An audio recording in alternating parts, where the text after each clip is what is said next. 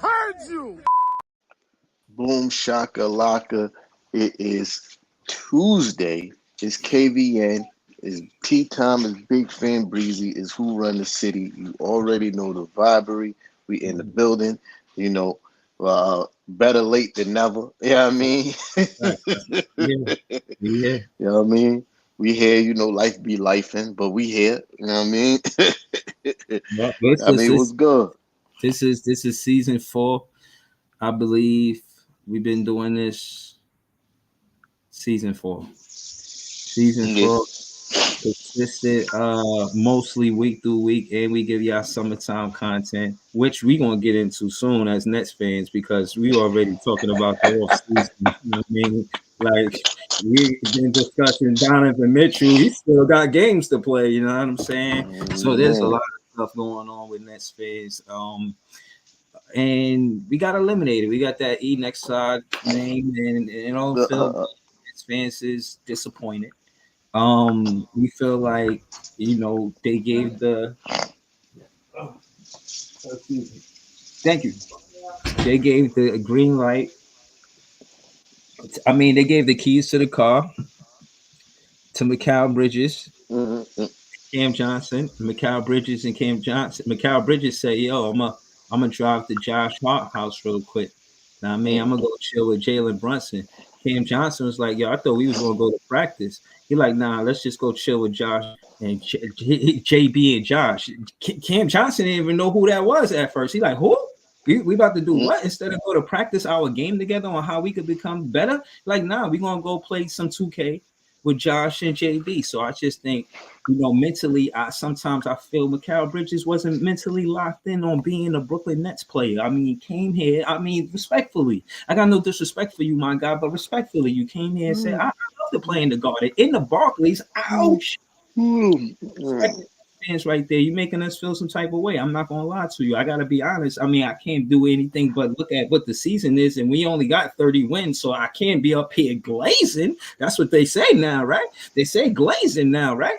I can't be up here glazing, Mikal Bridges. You got fans saying that you tricked us, respectfully. They said what you did in that 28, 26 game time span, you ain't do none of that for the most part. I mean, you had small goals and small accomplishments, but again, you running for what's that? The player, teammate of the year. Now, Mikal Bridges, I'm not fitting to make you look bad in front of all of these Knicks fans. I discussed this on my page, but what I will say is this: for you to get the teammate of the award and go to the Knicks podcast, the second episode, you was there before Isaiah Hartenstein. He's on the team. There before Julius Randle, he's not even playing basketball. He got nothing to do on his schedule, but you were there before him. And you get the teammate, you're a candidate of teammate of the year. I didn't see you nowhere with Cam Johnson. I didn't see you nowhere with Cam Thomas, nowhere with Schroeder. After you go to work, you see your co-workers at work, and then after that, you don't see them until you get back to work. And they say you the teammate of the year. I'm not fitting to take it from you, but I'm just a little perturbed on how the season ended and it's not even over. But the season pretty much ended. Now, I'll say this before I land the plane because it means much to me, Mikal Bridges. And yes, I'm talking specifically to Mikal Bridges. You have not beaten the Knicks since you've been a Nets player.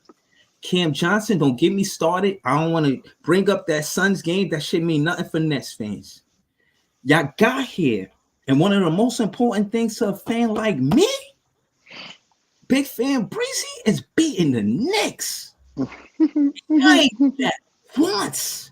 We played them on Friday, so the next time I see this Knicks fan across the screen, it's gonna be after that game. And it's my $5 or a Knicks fan $5. And I want my $5. I already paid another Knicks fan my $5. So, Mikal Bridges, if you care about Big Fan Breezy $5, if you really got honor for my $5 and respect my handle, then you help the Nets win that game at the Garden. We get one win just so we could go on the season with the one win up. We got nothing else to show for. Let's call it what it is. The season is over. Can we at least have one up on the Knicks? Damn. I don't want to get to no recap of what happened last week. Just go ahead with your soliloquies. Yo. Oh man, first of all, shout out to my guy JJ Jackson in the building. Mrs. Nix is in the building. You know what I mean? This is Jay is in the building. So shout out to y'all. You know what I mean? But yo, listen, man. You said Mikal Bridges wanted to go to Josh and Jalen house to play PlayStation instead of practicing. But that can't be true because if you watch Jalen Brunson play, he's obviously been practicing. He's been obviously practicing. If you watch Josh Hart play, he obviously been practicing. So Mikal Bridges couldn't have been at Jalen and Josh Hart's house playing PlayStation. So don't put them what Michael Clark Duncan said in Ricky Talladega Nights. Don't put them demons on me, Ricky Bobby. Nah. Yeah, I mean, listen, man. You can't blame Mikal Bridges, man. You can't just blame Mikal Bridges because he hasn't been playing really great this season, and that's the truth. But it's a lot going on in your organization that makes y'all trash. It's poor roster construction. It's poor management as far as the front office. It's poor coaching. Like it's a lot, man. It's a lot. I mean, like, cause I ain't gonna sit here and act like y'all ain't got some pieces. You feel me? Like there ain't some talent on your team. There is, but the team is just constructed poorly. Like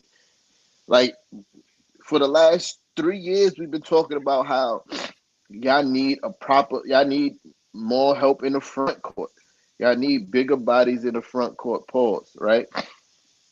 And what Sean Marks do? Everything but get y'all some help in the front court. I like Nick Clax. He's tough. Yeah, I mean Nick Clax is alright as a basketball player. It's just he's not a prototypical five. He's not big enough pause and he's not strong enough for five, right? Uh, to be a main five, like I just that's just not gonna work, and it hasn't been working. But yeah, enough of y'all problems, man. You know, I don't want to spend too much time on a team that's not going to the playoffs. So, yeah. But on the other hand, You gotta get across the there for it. water, across the water, you know what I mean? In the most wonderful place to play basketball in the NBA, Madison Square Garden, we have a chance and a possibility to make the second seed. You know, which is impressive to me. Uh, which is impressive to me. Uh, because all the injuries we had to deal with to get to this point. You know what I mean? Like February was uh February was a rough month for the New York Knickerbockers. But even then, even though we played under 500 basketball, but we played slightly under 500 basketball in the month of February, and we kind of like, held on. We wasn't third seed. We dropped as low as 5, but we didn't let the rope slip. You know what I mean? Like we didn't let the rope slip. We didn't fall into the play-in, which my co-host on this podcast said that y'all got to be careful. You know, this the East is close. The race is close. Y'all got to be careful. And I told you I wasn't worried, and I'm not worried.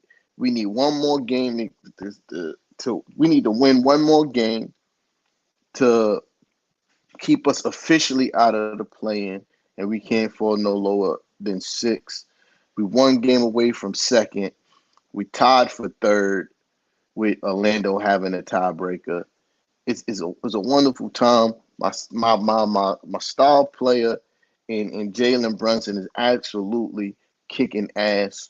Uh, I said it on Nixon ish the night before last.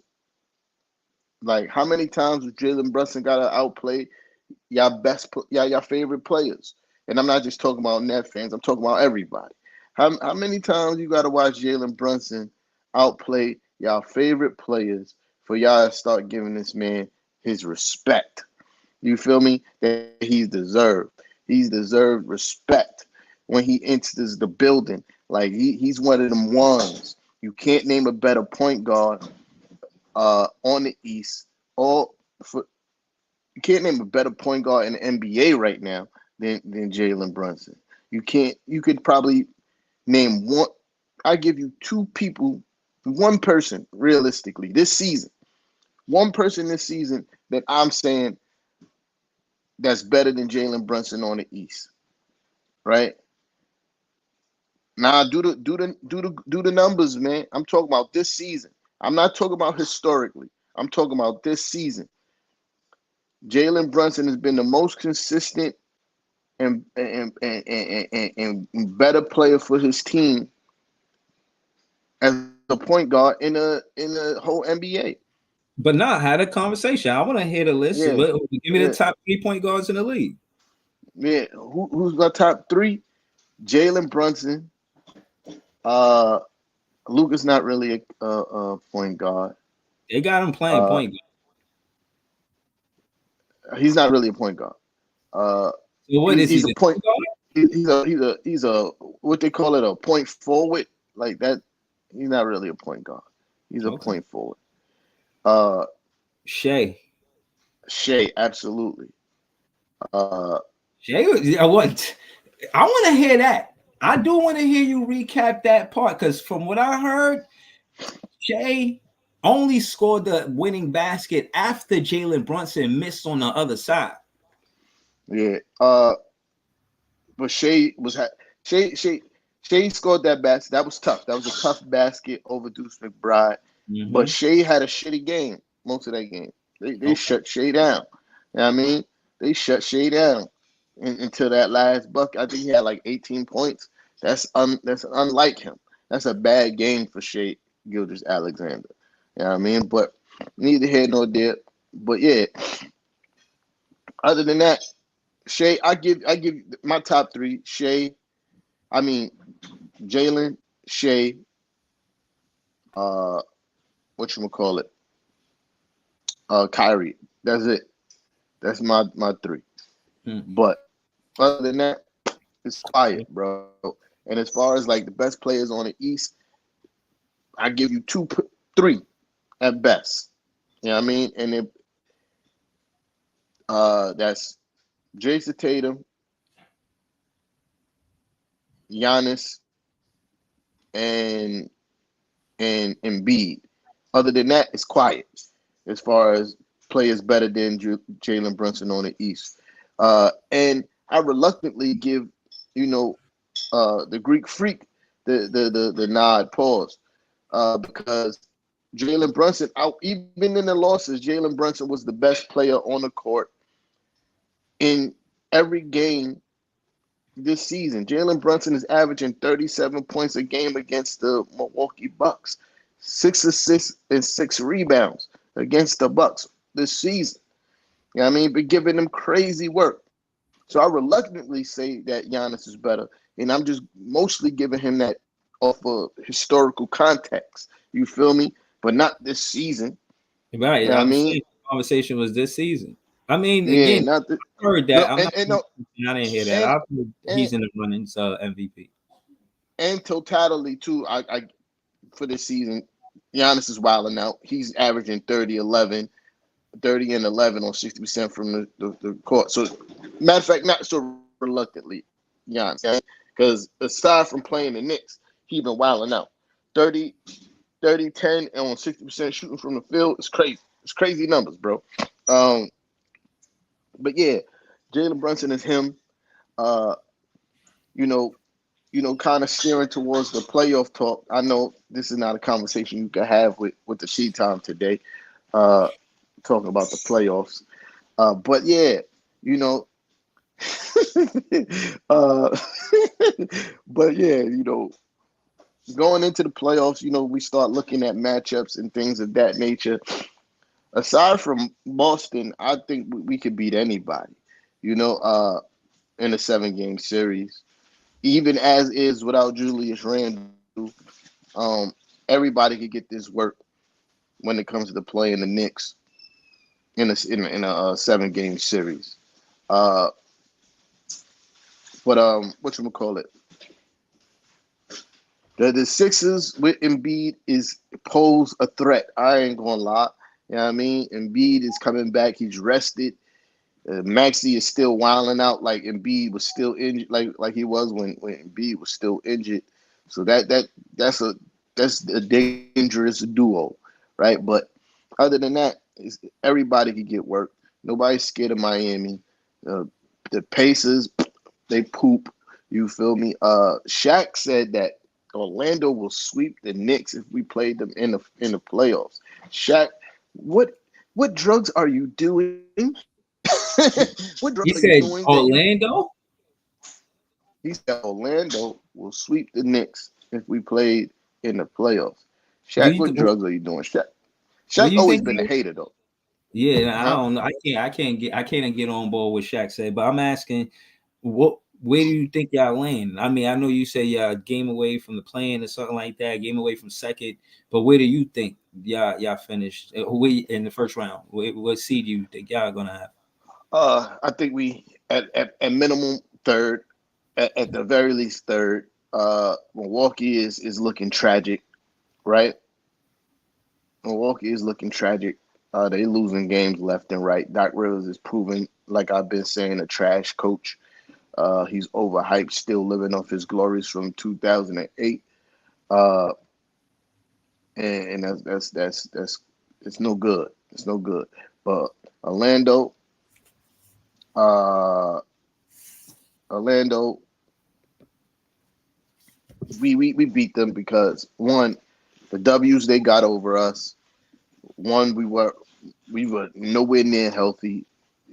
I think one of the last losses we took to them, and two, the ones that we took to them early in the season was a completely different team. That's the R.J. Barrett quickly innovation of the New York Knicks, and clearly is a different team now post trade. You feel me? With way better. OG brings a whole new dynamic to the team, and the OG effect is real. We are 16-3 since we in games that OG played.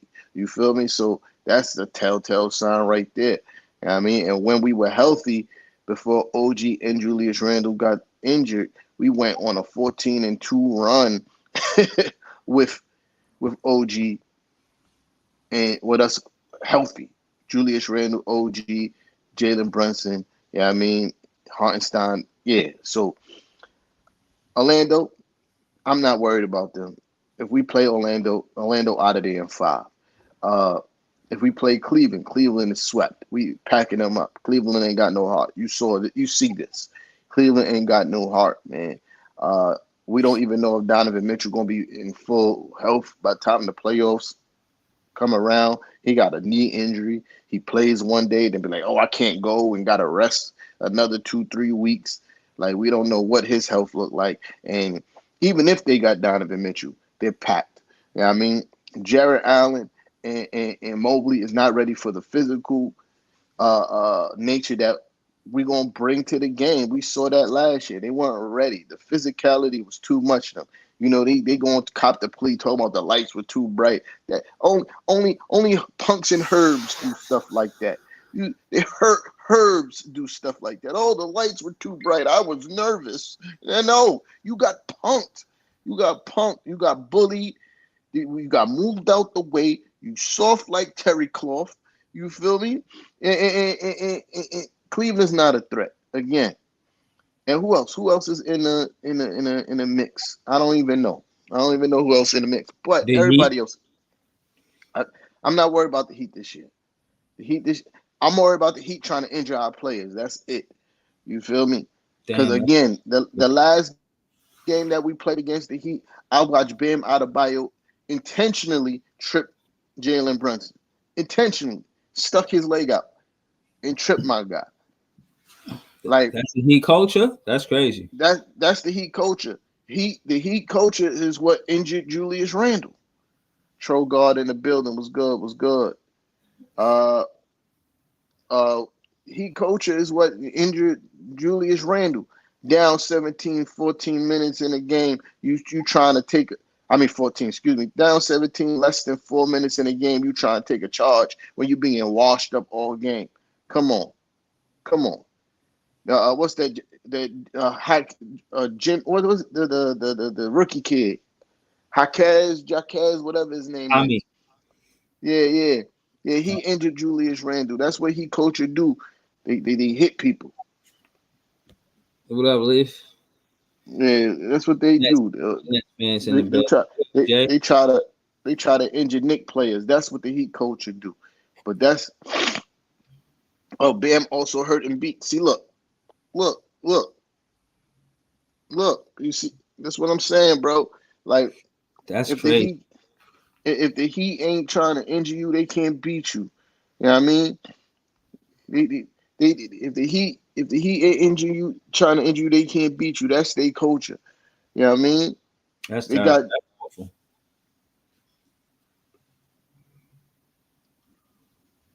eh, you know you know what's funny about that, Leaf? Last year playoffs, right? When we played them in the playoffs, they re-injured Julius Randle's ankle. They injured quickly out of the series. They almost injured Bam almost injured uh Quentin Grimes out of the series. And I watched Bam step on. I watched. I watched. I watched Bam Adebayo step on Jalen Brunson's already injured ankle, and all four of those things were done by one person, Bam Adebayo. I watched him set illegal screens all series. You feel me? That's the Heat culture, trying to hurt people. They're not playing physical. They're trying to hurt people and get away with it, and that's nasty work. I don't got no respect for that. I don't got no respect for that. But yeah, yeah, Yo, but yeah. shout to Jay. He says, I don't want to root for teams to lose. We lost fans square. We out. Salute to all the teams playing well enough to make it. I'm not a hater like y'all. Now again, the reason why I said what I said is because the one episode that I did see Jay Fluky come up on Reflex Radio, which is fire. Shout out to Reflex Radio. Me and T Time started our podcast there. Anyhow, we on the episode, Jay Fluky and T Time, they say we were going for the Bucks because they versus the Nets. What the fuck you thought? I showed this clip on my page maybe 2-3 weeks back, and I say that to say I'm not necessarily a hater, but how could I root for Knicks fans where they not rooting for us in the playoffs? For that matter, and it's the same playoffs that I think they missed or they lost in the first round. But to the point, I'm kind of rewinding and fast forwarding, just being observant of what the Knicks are doing from this side of the bridge. Not to say that it's the same exact team that Randall had. I think y'all overall a better team than what Randall had going into the playoffs that season without Jalen Brunson. So again, I look at what y'all do because I want to beat y'all. I want to beat the Knicks, and I know the strength of their team is a Hartenstein and the Jalen Brunson's pick and roll. It's hard to stop. I see what they do. I see the offenses, the way they running it, and for Nets fans, if y'all even know any Nets players, just let them know if y'all going to stop them.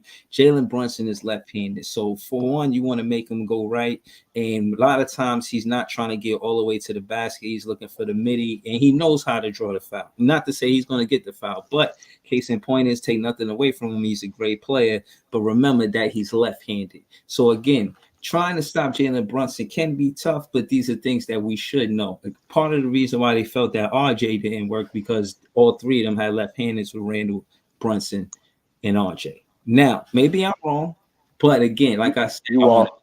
I want to beat the Knicks. Now, Mikal Bridges, all I need you to do for the most part is not try to be some offensive weapon when you go out there. You know all of his moves. You've seen him play 1,000 times. You could just jump in front of that left hand, make him go right, steer him towards that way. He's going to try to fake right and spin back left. He's ultimately always going to try to go left. That's his power hand.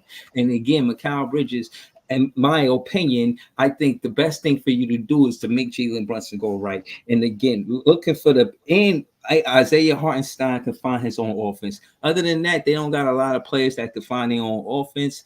The Knicks can be beat. Now, I don't want to help the Knicks get a better seed in the playoffs. If we beat them, I want them to go to 5th or 6th or something like that. Not us letting them win and now they solidify second place. We can't have that.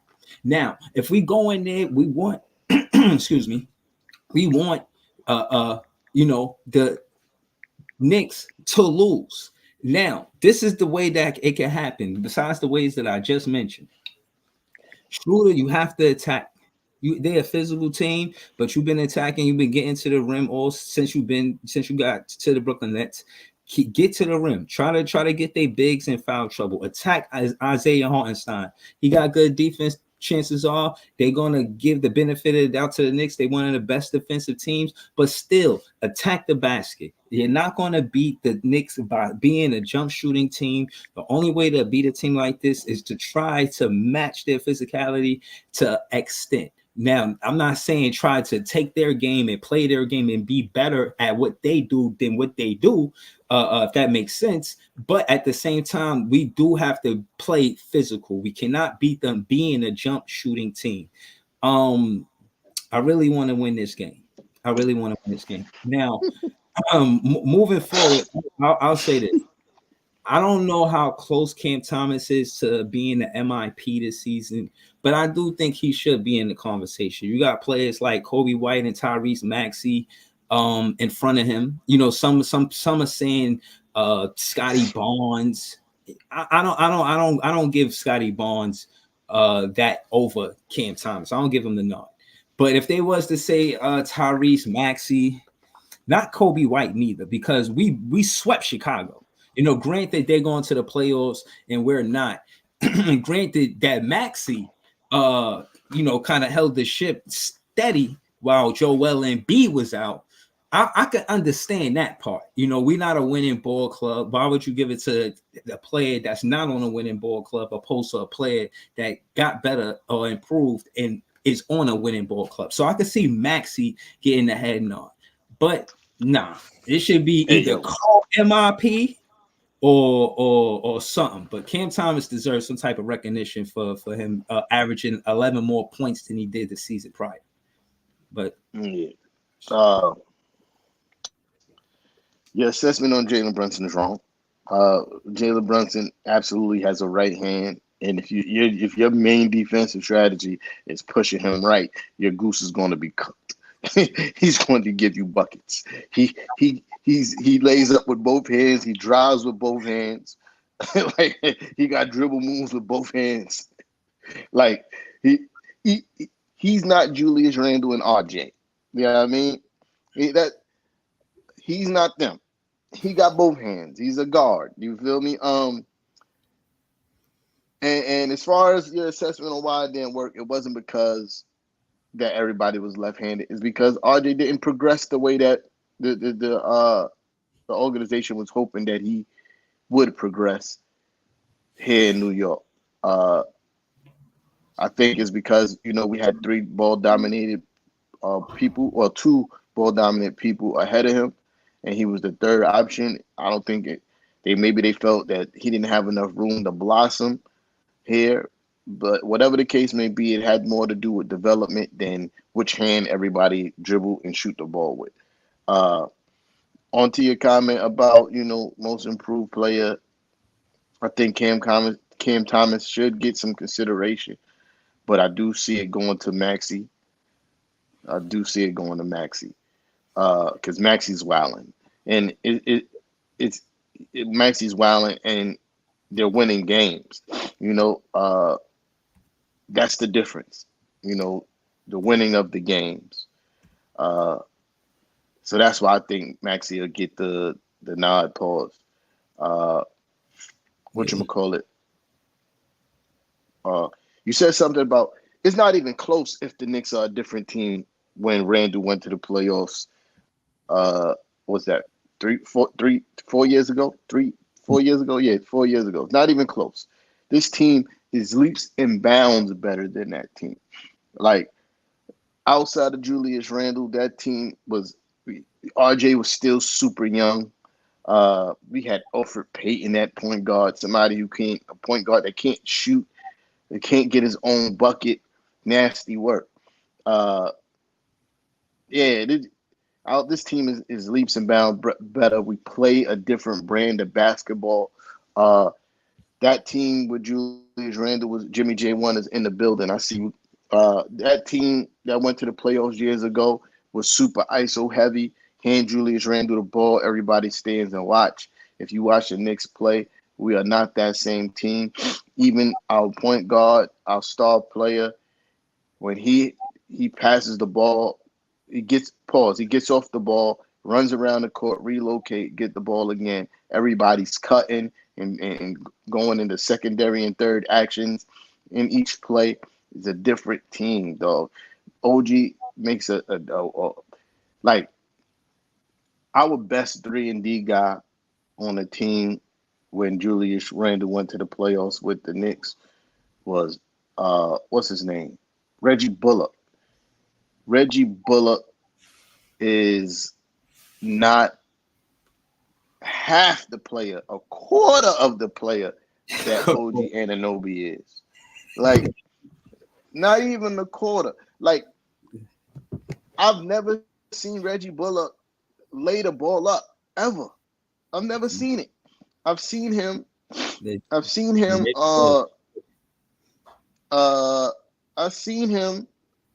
stand behind the 3-point line and just wait for the ball to shoot 3-pointers. That's what Reggie Bullock do. OG, He's cutting to the basket.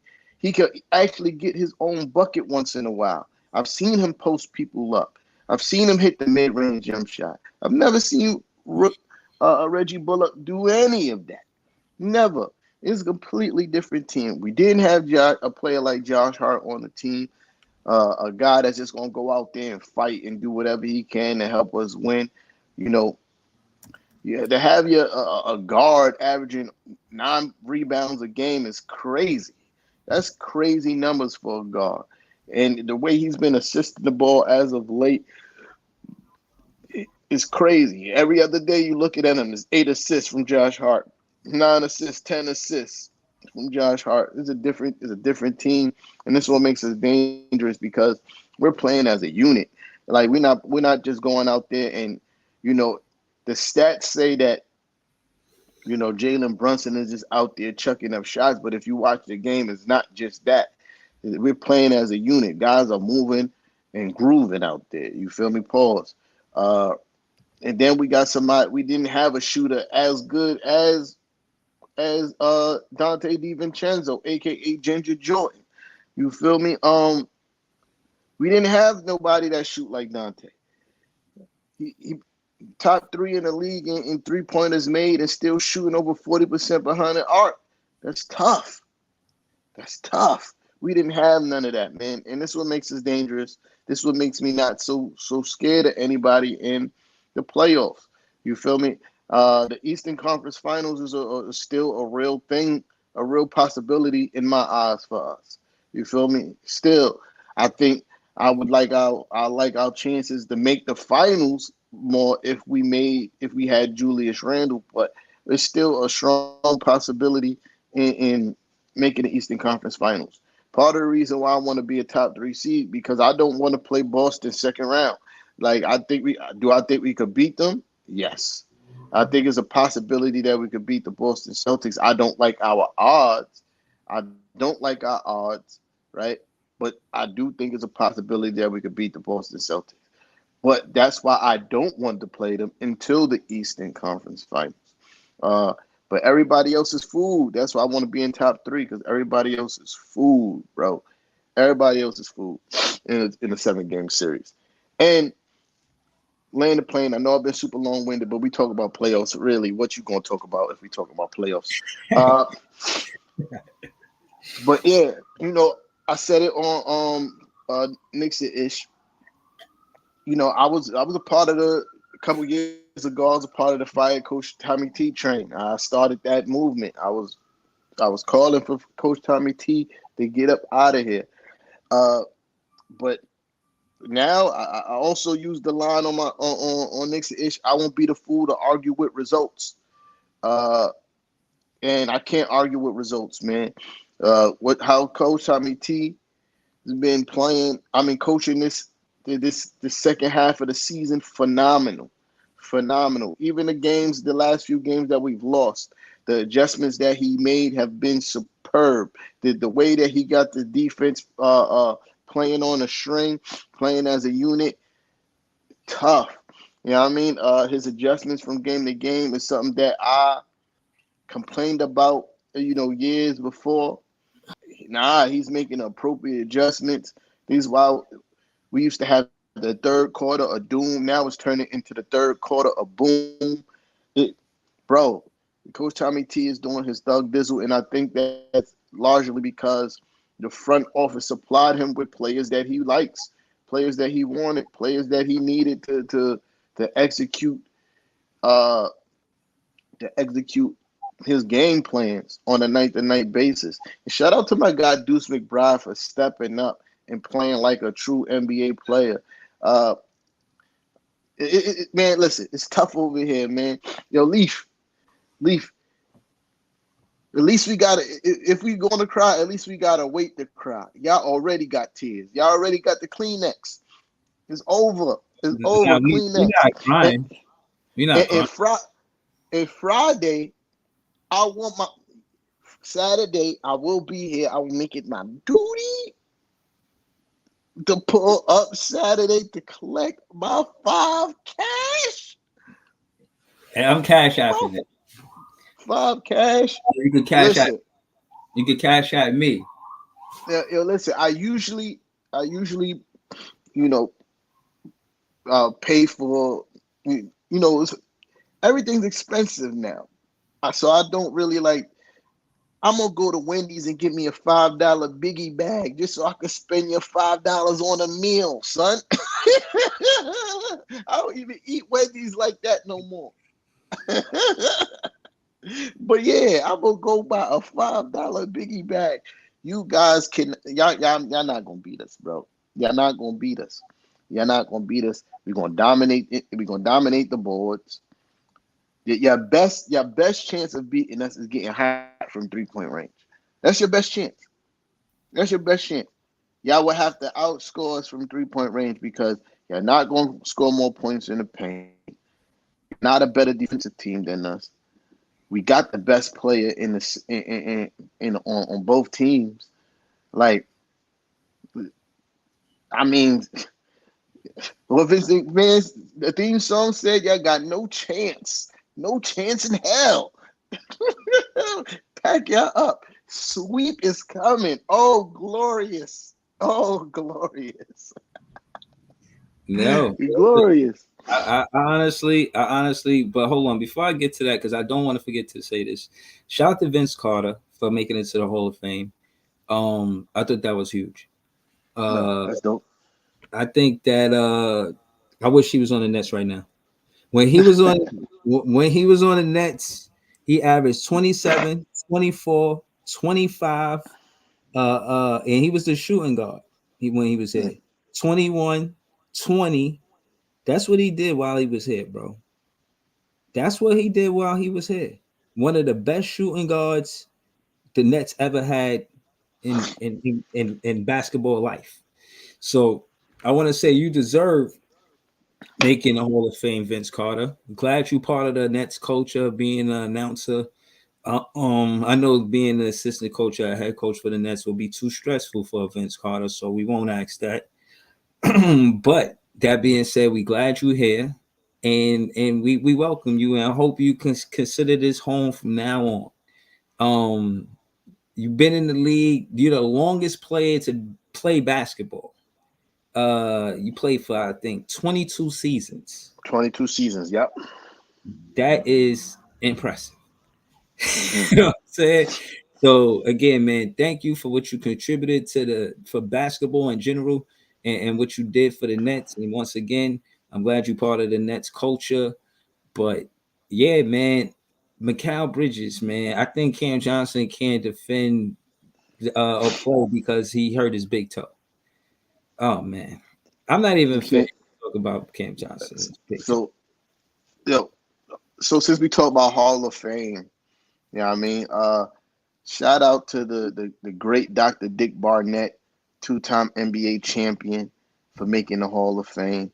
That's now players from those championship, 9 people from those championship teams that have made the Hall of Fame. That's beautiful stuff. You know what I mean? That's beautiful stuff that our rafters is filled with nothing but Hall of Famers, and that's dope. Nine people from that championship team are Hall of Famers. Great stuff. You know what I mean? Most of them are top 75 players. So yeah, beautiful stuff. I just wanted to add that little 2 cents since you mentioned Hall of Famers. Yeah, You know what I nah, I mean? ain't mad at that. Got Again, gotta man, throw a two-time champion in there. You know what I mean? yeah, I ain't mad at that at all. Hopefully, you know what I'm saying. The front office realizes that Hall of Famers can be built from the draft, not just from the free agency. And that's prevalent to say, you know. As much as you could say what you want about Jared Allen, but if he was on the Nets with Nick Claxton, we would have a solid center. May not be the best center, but still a center to say the least. And Clax could go to the 4 role. Part of the problem with the Brooklyn Nets, I gotta get y'all that side of it because this is the reality of what happened with the Nets this season, is players out of their role, doing stuff they ain't supposed to be doing. You got the chef taking out the garbage. You got the plumber cooking dinner. You know what I mean, or whatever the case. Case in point is Cam Johnson, and that's not a fault. They put him at the 4, and when he did not excel. He didn't play well. And the chemistry that I thought that Mikal Bridges and Cam Johnson would have was a top 10 duo. I said this shit in the beginning of the season, and I was wrong. But I was wrong based on statistics. I was wrong on the fact that they played over 200 games together.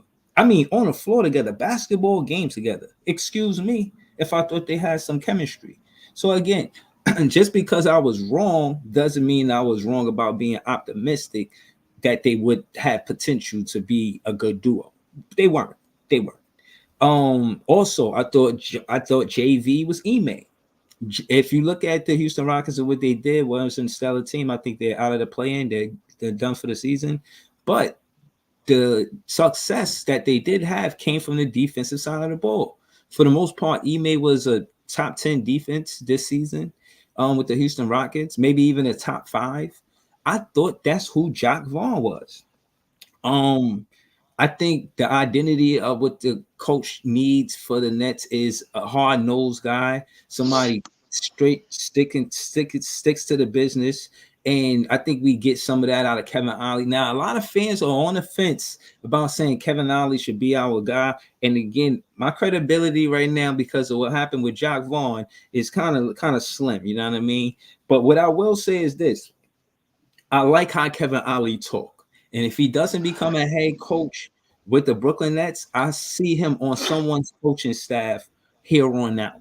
Not the same as JV or Steve Nash. He is from a different cloth. I'm separating Kevin Ollie from Steve Nash and Jacque Vaughn. And I don't want a lot of fans to misconstrue on how I feel about Kevin Ollie. He didn't have the same odds. When Jacque Vaughn got the team, he got the team around 10 games. So he had 70 plus games to make it right or whatnot. And they did that. But he had KD and Kyrie, mostly KD on the roster when doing so. Not the same situation as a Kevin Ollie, you know.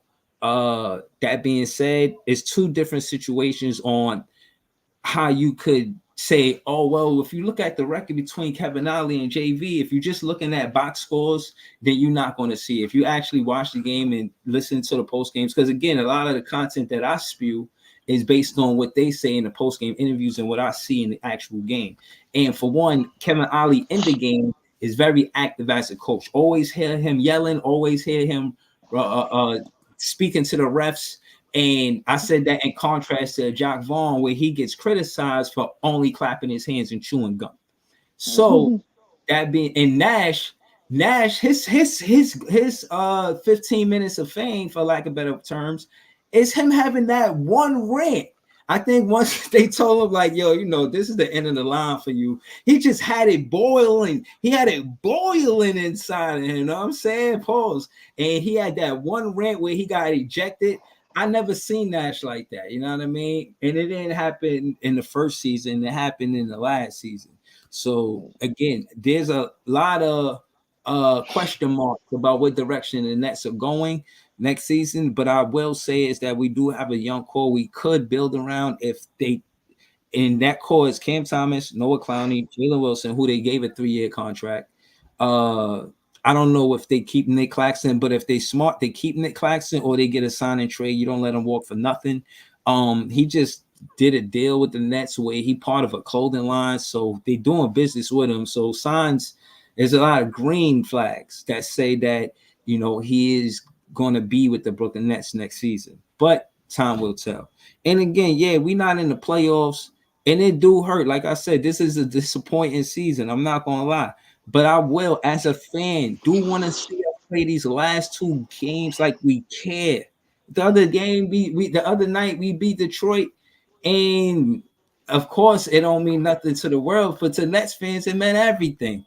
The Nets packed the Barclays, wasn't a seat you could sit in. It was a sold out game. And they came to play. The Nets showed up. Cam Thomas, Schroeder, Noah Clowney, who I think we're going to develop. You should look for him to be in the rotation next season. Jalen Wilson, like I mentioned, Trendon Warford, he's somebody that we got to sign. I want to bring Schroeder back based on what I just heard about Donovan Mitchell. He got a broken nose or something like that, and he be in and out the rotation because he be injured. I think no, don't. I say no to Donovan Mitchell. We got Cam Thomas at the 2 guard, and I'm not saying that Cam Thomas is as good as Donovan Mitchell, but contract wise, productivity that you get from Cam Thomas, you keep him. You don't strain yourself by getting a free agent who probably going to do the same thing Harden, KD, and Kyrie did, and that's make sure that they take care of the business side first. It's business first. At least with a draft pick, they care about their dreams coming true, and they on that rookie contract. These and I'll land the plane to this because I am being long-winded. I heard Spencer in the interview talking about the business side of the game and how this player, because he sells more jerseys, may get more minutes than this player. So there's a lot of politics in basketball on who's in the rotation. And it happened this season, in my opinion, with Cam Johnson because he was getting played at the 4 when he should have been getting played at the 3. But because of the contract, they needed to start him next to Mikal Bridges to see how that worked. And in my opinion, it did not work. That being said, like I said, I don't want to be long-winded. We're not making the playoffs. It's a disappointing season. And I hope we at least beat the Knicks. Because I want $5. Facts. Before I move forward, let me address this. Yo, Leaf, I don't make jokes. I speak facts. Like, I know it hurts your ears to hear it, but I don't make jokes. And when I do make jokes, they may not be funny to you because you're a Net fan, and it stings. But who won? What Larry O'Brien trophy was brought to the tri-state area when y'all were good? Let me know. When did y'all bring a parade down Flatbush Ave when y'all were good? And as far as now, don't take the comment off the screen, Big Fan Breezy. Don't do that. I'm still talking about it. That's rude. I was just going to I didn't know you still needed it. Yeah. So I want the people to see this garbage I'm talking about on the screen right now. And as far as what Larry O'Brien trophy is going to be brought to the city while y'all in the shitter, that remains to be seen, dog. Nobody has a crystal ball. I can't. Even the best team in the NBA can't say that they're going to win a championship. Like, that shit don't work that way. But I can tell you this: at this very moment, who has a better chance of winning the championship? The Knicks. Whose future just looks a little bit brighter right now? The Knicks. And since you came here for a joke, the only joke I got for you is this: the Nets. That's the joke. That's the fucking joke. Your whole organization is a joke. That's the joke right there. Is that funny enough for you, Leaf? Now, moving forward, now we can get this off my screen. What deflecting? I answered it. What was deflecting? I answered everything that was in the comment. What Larry O'Brien trophy? We do not know. Nobody knows. Like, that's a fact. That's a fact. Your whole organization is a joke. You came here to be funny. You came here for jokes. Go to Big Fan Breezy page for jokes. I come here to tell y'all the truth about y'all whack-ass team. That's the joke. That's the joke. The Nets. Mikal Bridges on the Nets. That's the joke. Fucking what's your GM name? Sean Marks. That's the joke. Josiah. That's the joke. Oh man. But boom. Back to talking about other stuff. You listen, man. I think it'd be prudent for your team to build around Cam Thomas. I think that's where it needs to start. And starting putting pieces around Cam Thomas.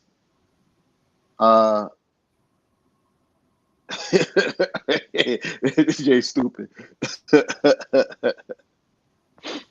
Yeah.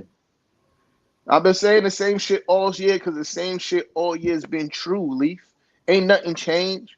Y'all ain't give me no new material. You've been shitty all year. Your front office been trash all year. Duh. You had bad coaching all year, duh. But yeah, um, but boom, yeah, y'all be prudent to build around Cam Thomas, man. That kid, he's nice. He's nice. Yeah. He's nice. Uh, but you know, They started late, man. They started towards the end of the season, and it's because of the contracts and because of Mikal Bridges and Cam Johnson. Y'all think that I be shitting on Mikal Bridges, and I know it's an easy narrative to run with, but the truth is that before Mikal Bridges came here, everybody was looking at the Nets like, yo, what are they gonna do? You know what I'm saying? KD and Kyrie's not there. What are they gonna do? And Cam Thomas showed promise. It's not like he didn't. He showed he had a game winner versus the Knicks and the Spurs as a rookie. The second year, he had some 40-point games. This is third season. And I mean, I said some 40-point games. He had 3 40-point games back to back to back, which is not easy to do. For context, it wasn't back to back to back games. It was like a day apart. But case in point is that he showed that we should have been building around him going into this season. Again, a free agent came here and they made him more important than the draft pick. That's the curse of the Nets. Anytime that the Nets are cursed with making the free agent more important than the draft pick. That's a fact. Yeah. Y'all can disagree if y'all want, but until we focus more on the draft picks and prioritizing them, we're gonna lose games. I can't say that. Looking from Nick's standpoint, I can't say that's necessarily true. We prioritize Jalen Brunson, and that's bearing fruit. He's a free agent. We got the draft pick out of here. No, that's for y'all, that's different. That's a whole different situation. But yeah, like, and as far as free agency go, for y'all, I don't think Donovan Mitchell is the solution. He's the two guard. Cam Thomas is a two guard.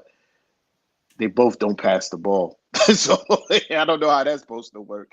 I think y'all need to prioritize your free agency, getting a big man and point guard, or re-signing Schroeder.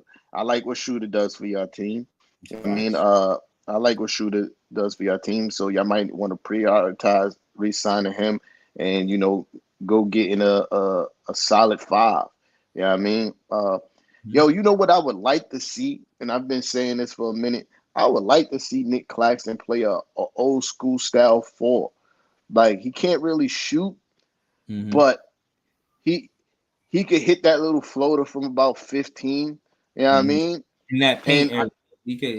And I think he could be effective in that space as an old school style 4, better than him being a 5. Right. Like, he'll be a defensive terror. You know what I mean? At the 4, his ability to switch and help defense get blocks and help defense situations. The rebounding load won't be all on him. Like, but what he gives you could be an added plus to. It'd be an added plus to whatever your 5 get you, but I like that for Nick Claxton. Yeah. I think he's too light in the ass balls to be a 5, because against teams that like to play small ball, he's going to be super effective. But when you have to play the Joel Embiid, the Jokers, and the other top-notch centers in the NBA. No, it's true, Jay. Jay spot on with that. He's a 4. He said, T-Time, we've been saying a lot of like what you're saying is the same thing we be saying about Claxton being the 4. But again, the front office got to do it. Clax was supposed to be the 4. Cam Johnson is supposed to be the 3. And Leaf, again, like I ain't gonna do this. We already explained this already on my page. But yeah, Clax was supposed to play the 4. Cam Johnson supposed to play the 3 behind Mikal Bridges. They put Clax at the 5 and they put Cam Johnson at the 4. And that was a big issue. And reason why we was losing a lot of games. So I don't know what the front office does, but I do know that if Clax could play the 4, it could be just a big body. He don't have to score the ball just so that Clax on a pick and roll could be the guy that guards the perimeter opposed to somebody else on the switch. We'll be good, man. We'll be good. Yeah, We'll be good on the man-to-man or the zone. But we gotta utilize Clax at the four. That's essential going into to next season. Clax yeah, and Noah need to play the four, but or they could interchange 5 and 4. But we still need more presence in the paint, in my opinion. We do. yeah. That been a Achilles heel for y'all for the last 3 years is your presence in the paint. But Mhm. you know, not to overlook the postseason that the Knicks got to go through. I still feel like we have the room to add another piece in the off season. Uh, I definitely I love Dante DiVincenzo. Love Dante DiVincenzo. But I still feel like there's like that that's the two guard is a space where we can improve a little bit more, right? And that's no knock on Dante, because if we don't, I'm still gonna be satisfied with Dante playing the two. I'm just saying, with the assets we got, that's a place that we can improve. And I got I got my picks who I want to see in the Knicks uniform at the two. Well, I've said this on Knicks ish. If we could find a way to, still, excuse me, DeJounte Murray from the Hawks, that'd be perfect. I think he's a perfect fit for the style of play that we got. He's a good defender. He can handle the ball, find his own shot. He don't shoot a lot of threes, but he got a solid mid range. Another person that could break down defense, and he's not a terrible 3-point shooter. You feel me? Like, he's not good, but he's not terrible. Yeah, that's somebody I got my eyes on as far as trying to weasel him away from his team. And you know, if y'all hate Mikal Bridges so much, somebody call Sean Marks and tell him to trade him to the Knicks. We give y'all a whole bunch of draft picks. We got a lot of them. You know what I mean? We got a lot of them. If y'all don't like him that much, send him. Send him to be with his friends, man. I'm Do you just think saying. it's do you hold on? Since we here, because who else I'm gonna have this conversation with, right? Since we here, is it he don't like us or we don't like him? Because Brooklyn spread love. But did Yo, Mikal Bridges embrace the Brooklyn Nets? yo, Truly? listen. You I don't listen, come listen. on, man. You like to believe what people say in their post game interviews and their interviews, and every time they ask Mikal Bridges about the Brooklyn Nets, he always say his focus is here. He want to be there. You the one who told me about an interview where he said, "Yo, we had our time in college. This is now. I'm focused on the Nets." You the one who told me about You that. said that. Yeah, I You mean, said yeah. that. So I gotta believe that, you know, from his words, he's trying to make it work over there. But every time I hear y'all talk about him, it's bad news. Yeah, listen, Jay, I don't know who the fuck y'all thought Mikal Bridges was, bro. I don't know who y'all thought he was not to take that trade, bro. When I saw the details of that trade, I'm like, Jalen Green and how many? It was like 7 draft picks or some shit like that. Jalen Green and 7. Jalen Green he's not Mhm. there yet, but he's going to be there. He's going to be one of those guys for real. And y'all turned him down in 7 Mhm. first rounders for Mikal Bridges is crazy talk. Crazy talk, son. Mhm. Oh, excuse me. That shit was crazy. 9 picks. Crazy talk. That's crazy. Crazy talk. I Yeah, I don't don't know think who the his. hell. I don't think we could get that off a trade now. I don't. Nah, I think absolutely that not. after Absolutely this not. It's Clint. season, I Clint. don't think they negotiate in that same package. Pulse. Clint. Uh, what I will say is I was excited to see Mikal Bridges play here this season, and I did think that he was going to show up and be more dominant on the offense and defensive side of the ball. But again, his reputation is from being a defensive playmaker, and I would have been fine with him just being a defensive playmaker and getting the offense that he gets when the defense allows it, when the ball comes to him. Sometimes you got to let the game come to you. Yeah. And I thought that's more what we were going to get, and to walk down memory lane and revisit that package. Pause. That shit is a lot. I mean, realistically, when you break down what we did not get by not trading Mikal Bridges, we didn't get an explosive scorer, somebody that we need that could create their own shot. That's the difference between Mikal Bridges and Jalen Green. Is Jalen Green is a player that could create his own shot. Mikal Bridges cannot create his own shot.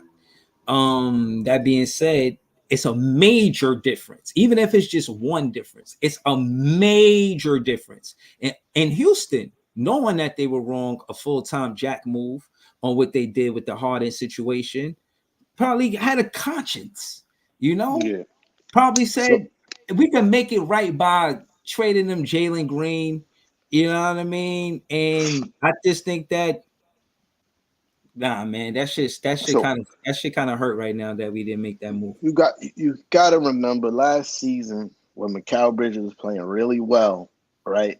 And at the end of the season, you was talking about you exuding his virtues to me on this podcast, and I was telling you, I was like, yo, dog, nobody was really scouting Mikal like that, so he was going off, but it's different when you got to do it for a whole entire season. And you saw that. Like he had some good games this season, even Mm-hmm. though they were few and far between. But he had some. But to do that for a whole entire season is a different beast. And especially if you can't create your own shot. This is something also I explained. I said, yo, it's hard for y'all to be a good team when your two best players can't create their own shot. Yeah, I mean, well, what was supposed to what on paper was your two best players, which was supposed to be uh, Cam Johnson and Mikal Bridges, because y'all paid Cam Johnson like he was one of the best players on your team, right? Yeah. So, and that's what I was talking about. So, yo, it's going to be hard for y'all to be good if your two best players can't create their own shot, and that's not what happened this season. That's what happened this season. Hold on. I heard that. I don't want you to. The two players with the biggest contract. Say that No, because I said on paper. I the said y'all two, paid. on paper, Yeah, because they're not the yeah. best player. Mikal I, Bridges is not the best player on our team. He's not. I'm not arguing that. I said on Okay, paper, yeah, and we yeah, were yeah. talking about No. This when you said best, they my yeah, what? and I'm talking about the past conversations we were having, and at that time, Mikal Bridges was considered the best player on your team. He was coming off the second half of the season when he was scoring like 30 every other day. You feel Mm, me? Like Cam Thomas wasn't getting that much PT at that time. You feel me? So at the time that we had the conversation, Mikal Bridges was the best player on your team, right? mm. Uh, or considered the best player on your team, because obviously the best player on your team was laying dormant on the bench because of Jack Vaughn. But Mhm. uh, no, that's crazy. But yeah, you know, your best player got to be able to create off the dribble. That's just your best. You have to be able to pass your best player the basketball and go be like, yo, go get a bucket. Right. Go That's the get a play. bucket. In Yeah. fact, and Mikal Bridges, for all his skill set that he does possess, that's not one of the things that he possessed. I feel like he's a good catch and shoot guy. You get him off some screens and he catch the ball in a mid range in his spots where he like to shoot. He could be very effective. But telling him to be like, yo, we need a point right now. They going on a little run. We need you to stop that with a bucket right now. He's not that guy.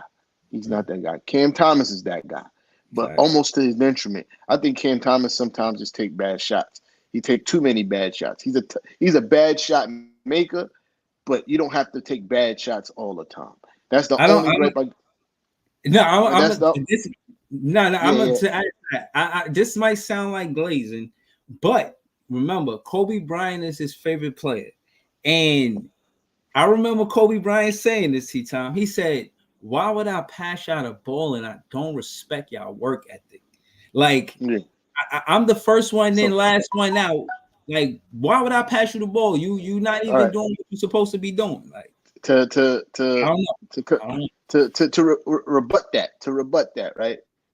When Kobe first came in the league, Kobe wasn't doing that. He was very much passing the ball. he Kobe started going into I'm not passing the ball mode after 3 championships. It's different. It's different, and I don't think Cam Thomas is at that space yet where he can be like, yeah, I'm not passing you out the ball, especially if you guys are losing. Like Bruh, Kobe, Kobe Kobe was wasn't. passing it to Shaq the first 3 championships. This That's is who he's true, passing the ball to. It's Cam Thomas has no Shaq to pass but it to. regardless of the fact, Kobe still passed the rock. You feel me? Like he still passed the rock. When Kobe really started going, I'm not passing you the ball, was after the 3 championships. And I'm saying Cam Thomas not passing the ball ain't working. You feel me? It ain't working. I'm not saying don't get your buckets. You feel me? Don't be aggressive. I'm saying you don't have to shoot over tough defense every time. Yeah. You got to find a better way to get yourself easier shots. Because sometimes I'll be saying them like I'll tune into the game for a little bit and I'll be like, damn, you didn't have to shoot that, bro. Like, you didn't have to take that shot. You didn't pass the ball not once. You just went straight into your pull. I'm like, nah, bro. Like, pass the ball. If you don't got the look that you want, pass the ball, relocate. Maybe the ball will find you again in a better angle, in a better situation for you to be aggressive. Like Mm. Cam Thomas got tunnel vision sometimes. That's my point. He just got Yeah, tunnel no, vision sometimes. I He think makes up his mind. This last thing, and I got you. He makes up his mind that when he catch the ball, I'm scoring. And as a basketball player, you cannot be like that. Every possession, you can't be like, yeah, I'm scoring. I'm touching the ball, I'm scoring. You gotta take what the defense give you for a lack of a better term. Go ahead, my fault. Go ahead. nah, just to go back and forth balls or whatever. That's a to me an old narrative, and that's because of Kevin Ollie putting that trust in making Cam Thomas the first option. One of the first things that Kevin Ollie did becoming a head coach was give Cam Thomas to lead the offense with the pick and roll with Nick Claxton, which I was hoping and praying they did all season, since the beginning of the season. But they did it in the latter part of the season where Cam Thomas was now in situations where he don't have to take tough shots. Because if you watch how defenses react to Cam Thomas getting to his midi, it made Cam Thomas a playmaker. Cam Thomas assists did go up. He did become a better passer in the latter part of the season. Cam Thomas was averaging north of 4 assists a game, like 4 or 5 assists a game, which to me he was looking like he was having more complete games. 28, 6 rebounds, 5 assists, 32 points, 4 assists, 8 rebounds. One game he had like 9 rebounds.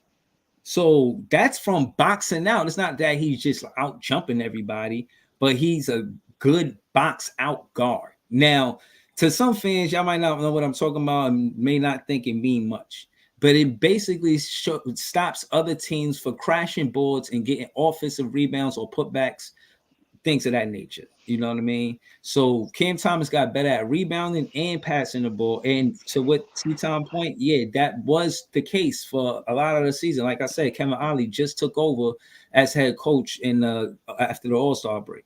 So that's only like 20 some odd games. But in those 20 some odd games and a little bit before that, you've seen an improvement of Cam Thomas actually passing the ball.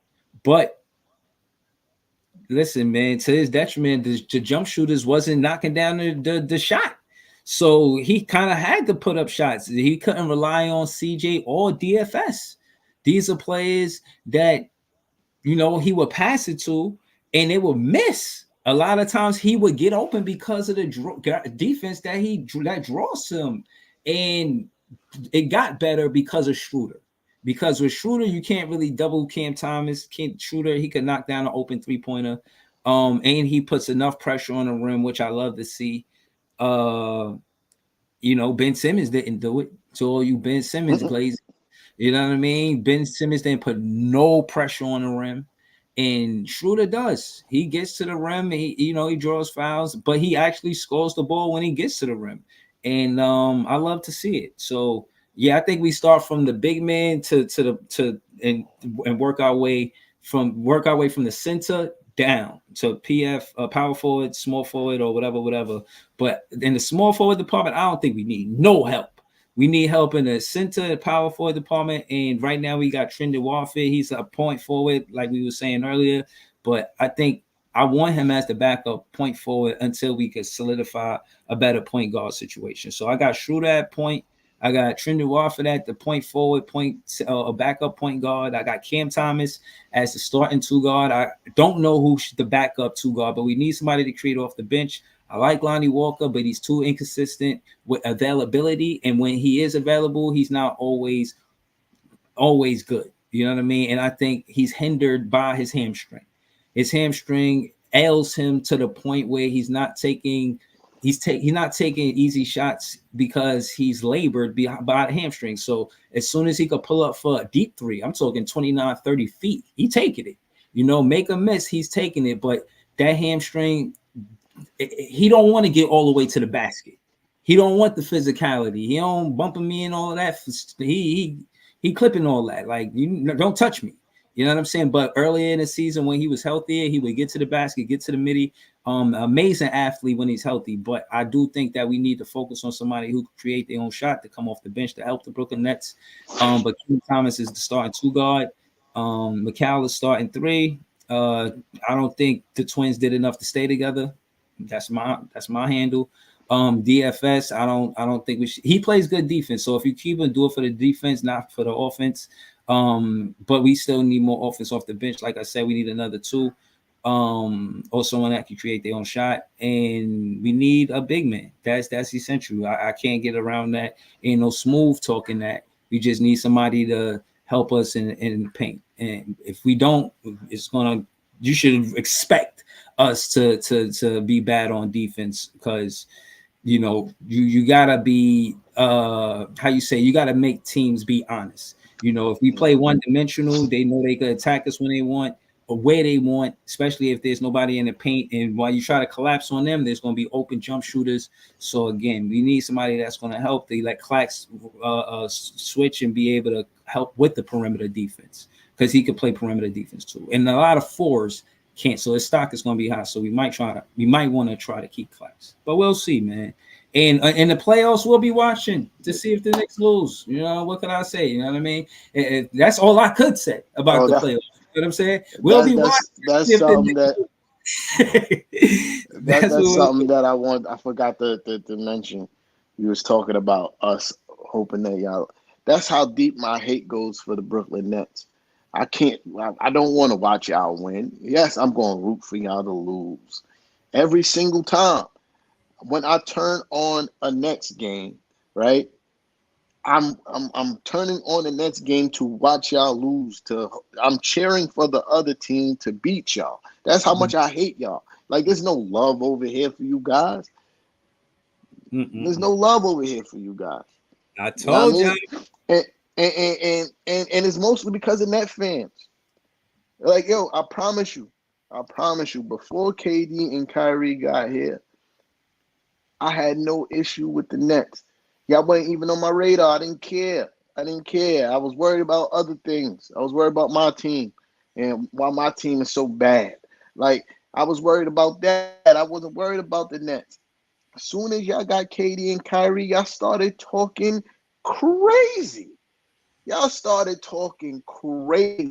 And I wasn't just talking crazy like we gonna do X, Y, and Z to the league. Y'all was talking crazy to Knicks fans and the Knicks. I'm like, what's going on here? So that's where my disdain comes from.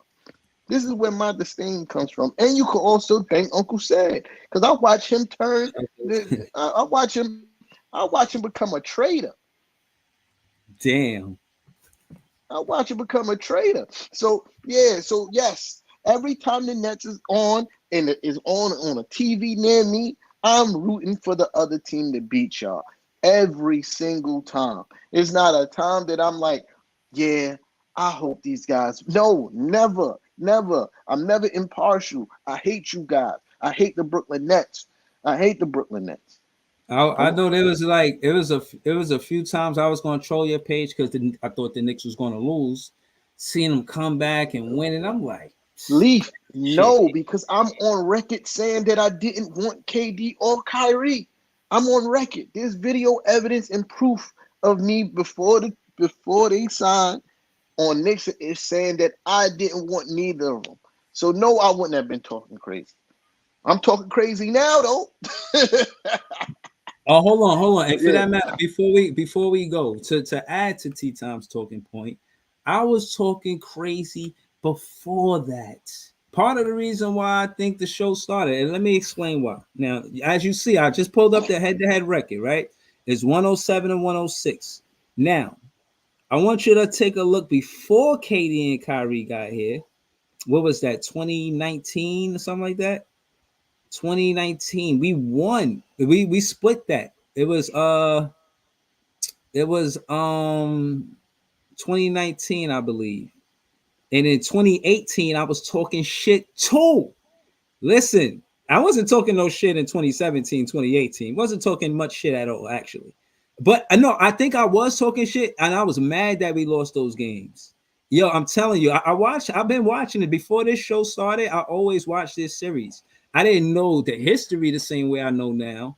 You know, I definitely brushed up on the history, but I was talking shit before Katie and Kyrie came to the team. I don't want you to think that I was only talking shit when they came to the team. That season, when they weren't there, 2018, 2019, we beat y'all 3 out of 4 games. Yes, I was talking my shit. And as a matter of fact, shit, we had the head-to-head lead then. Yo, this is probably one of the closest rivalries in the league when you talk about head-to-head wins and when it comes to head-to-head wins, bro. Pause. Wins and losses. So 2018, 3 out of 4. 2019 to 2020, we split the season. And then after that, when they came on the team, it was a bunch of sweeps until they left. But the point is that I wasn't big fan. Breezy wasn't waiting until they got on the team, till Katie and Kyrie got on the team to talk crazy. I was talking crazy before they got on the team. It been like that, so it just made Well, sense that this show happened. well, Now, how would I know that? We wasn't talking about no, uh I'm not yeah, saying you, but again, yeah, when you say Nets fans, I gotta specify who I am in these yeah, circumstances. You know what I mean? yeah. But regardless, you know what I mean? And it wasn't even like y'all won games before Katie when Katie and Kyrie got here. As soon as they got signed, I seen the shit talking and I was like, oh, okay. So now now Championship run. Definitely thought we was on a championship run. and Definitely got was. and got Yeah. nothing. But that's And what got they was nothing. here for at minimum. You could at least agree to they were here to excuse me, help us win the championship in one second round out of 4 seasons. Yeah, Yeah, that's a flop. we all y'all got to show for it is Ben Simmons taking fly ass dining videos and getting jiggy. And getting jiggy sitting courtside. That's all y'all got to show from the KD and Kyrie era. And taking our money. Yeah, but yo, let's do some predictions and get up out of here, man. Okay, well, we play Wednesday versus who the fuck we The play? We got Raptors. the Raptors. Yeah, I think we win that game. I think we win that game. They don't give us much trouble, and it's the toughest players they had was on a bench. They out of it. It's a game that don't matter for the Raptors neither. I give us the win. The Knicks definitely is going to be a tough game on Friday, and I will never sit up here with 99% of the odds against my Nets fans and the Nets. I'm taking my 1% chance of beating the Knicks on Friday. And I'm recapping that game. And then Saturday, me and T Time will be back. Now, again, like I said, it's a 1% chance, but I'm going to stick with my 1% chance.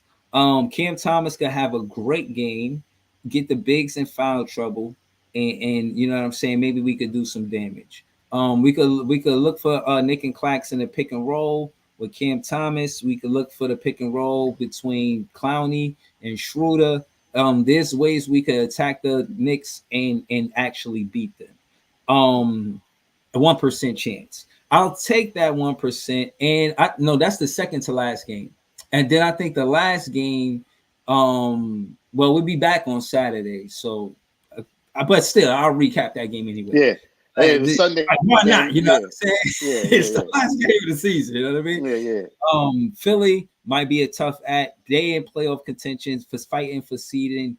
And again, we got a 1% chance, but I know, we still got a 1% chance, no matter what I say and how smooth I say it. I'm gonna stick with that 1% chance, and I'm gonna say we beat them. How? I don't fucking know, man. That's me being optimistic, but really, we could lose those 2 games versus the Knicks and Philly, and I do think that we could beat the Raptors for real, for real.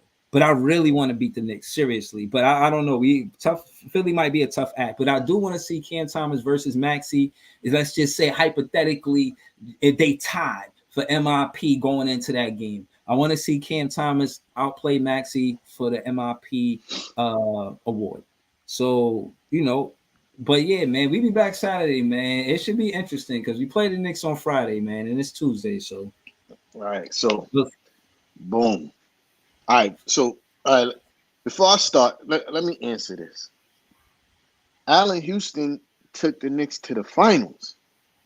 What has Ben Simmons ever done for y'all? Ever? Like you can't compare the two, dog. Allen Houston is a New York City legend. Ben Simmons is a bank robber, a heist, a thief, a kleptomaniac when it comes to y'all cheddar. You can't compare the two. You can't compare the two. And furthermore, when Allen Houston realized his knees was arthritic and wasn't able to play anymore, he retired. He retired. So the money didn't hit the salary cap the same way. He did the Knicks the favor. He could have stayed, sat on the bench, say he couldn't play, collect lump sums of money. He retired. There's a difference. But yeah, boom. Back to your assessment of, your record. So you got y'all beating the Raptors. You got y'all. You got y'all 3-0, like, because that's what it sounds like. Yeah, I'm definitely beating the Raptors. Realistically, we could lose those next 2 games. Realistically, but I'm gonna say we beat the Knicks just because I really want to beat the Knicks, man. I'm not gonna root against my team, man. And again, the game starts at 0-0. Maybe it starts at 0-0. We got to keep it close. You know what I mean? And that got to start from the first quarter. You can't go into a hostile place to play I hear you. I hear you. But what's the record, dog? I'm gonna say 2-1. I say we beat the Knicks. We lose the Philly. I think we beat the Raptors Wednesday night. And yeah, man, we got to show some might. And beat the Knicks, man. So all right, so check it. All right, I'm gonna be polite and give y'all 1 and 2. I think RJ and Quick is back. Leaf said 3-0. RJ, the Lulu. Talk your shit, Leaf. Talk your shit, Leaf. The Lulu. RJ and Quick is back. They've been playing a little bit better. So that's going to be a tough game for y'all. But I'm gonna be polite and give y'all that game. The Knicks, y'all know y'all not winning that game, gang. They say easy work. Nice. Yeah, the Knicks, y'all know y'all not winning that game, fam. We're gonna complete the sweep. I'm getting my 5 cash. It's gonna be glorious. The Sixers is still playing for playoff contention. Yeah, and Joel Embiid is gonna give y'all crazy work. Joel Embiid gonna give y'all crazy work. Yeah, so y'all gonna take. Yeah, I give y'all 1 and 2. Now for us today, we play the Chicago Bulls. We owe them one. We owe them one because they the refs tricked my man Josh Hart off the streets. Should he got a flagrant one? Absolutely. Should he got ejected? Hell nah. Because all the years up until now, intention has been a major key point for ejecting people out of games. Like you, like for upgrading to a flagrant two. That has been a major point for people being. But now all of a sudden, and Scott Foster goes, "Oh, intent is not a criteria. That's cap. That's cap." But anyway, so we owed them an ass whipping, and they gonna get their just due tonight. You feel me? Thursday we play the Celtics. That's gonna be tough. Hold on, y'all. It's no way y'all play Wednesday. Oh, Tuesday. Today's Tuesday. My fault. Yeah. So y'all got a back-to-back on Thursday and Friday. Yeah, and we still we beat the Knicks. We still back-to-back. Oh yeah. We still gonna beat y'all. They're on a back-to-back. We gotta win that game, man. Absolutely. We gotta win that. Yeah. But yeah, Thursday we play the Celtics. That's gonna be tough. I don't know if the Celtics gonna be playing all their guys. They already clinched. They already got the first seed.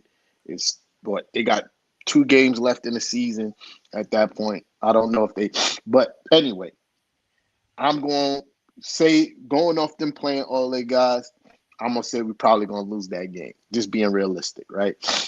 Mm-hmm. And then Friday we play y'all. I already told y'all. It's going to be an L for the Brooklyn Nets. You know what I mean? What's your back-to-back record? I don't know.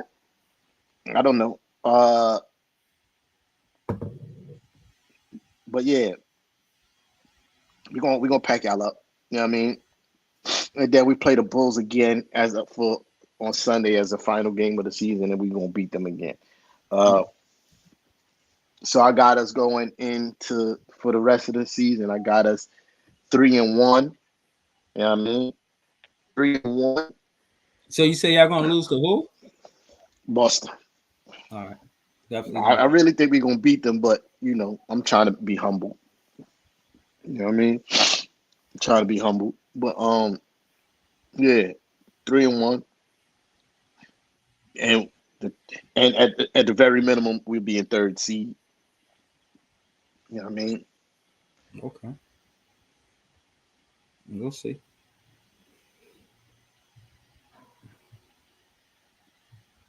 He said we didn't. But how did we win the last game at the Garden? Because that's where we at. How did we win that game? Because I remember that being a convincing W. No, I think he's talking about the Barclays game. I know. Well, that was 2 games ago. Why won't you talk about the most recent game? Like, why are you talking about 2 games ago when that was a different team too?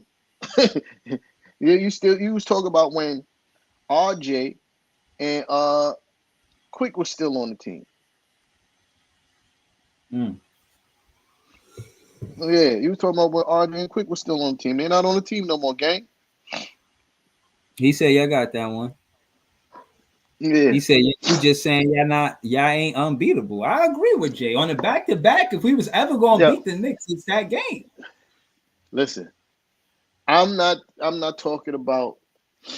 Obviously we're beatable. There's losses on our record, but there ain't no losses on our record to y'all this season, gang.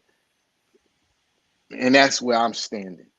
This season ain't no losses on our record to the Brooklyn Nets. Y'all got the Nick Claxton talking shit curse. Mr. I never lost to them since I've been in the league, which was cap. When he said it was true. No, it wasn't. It wasn't. He lost to us the season before Katie and Kyrie got here. I don't think he played that game. That's what he probably saying. He was on the team, but I don't think he was injured like his first 2 seasons when he got here. Nah, I don't believe that's true, gang. I believe he played. He might not played a lot, but he took an L. But whatever, right? Yeah, that's the Nick Clack curse. And ever since he said that line, ever since them words left his mouth, he ain't seen another W since. Yeah, yeah. So we'll see on Friday when I get my $5. Yes, sir. Yes, I, sir. I don't want. I want everybody to see me get my $5. If we win, don't pay me until we do this stream. I want the No, whole world oh, to see likewise, the fan give me my likewise, $5. like, Now I'm saying like, cash it and then likewise. put it to the screen. Know what I'm saying? Likewise. That been my plan the whole time.